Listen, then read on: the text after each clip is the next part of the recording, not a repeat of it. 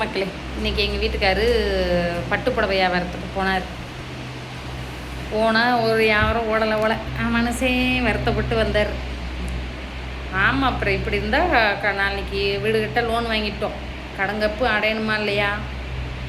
போய் ஓடலைன்னு வந்துட்டு சும்மா வராமல் ஏன்னா வீட்டுக்கு சும்மா வரலீங்க.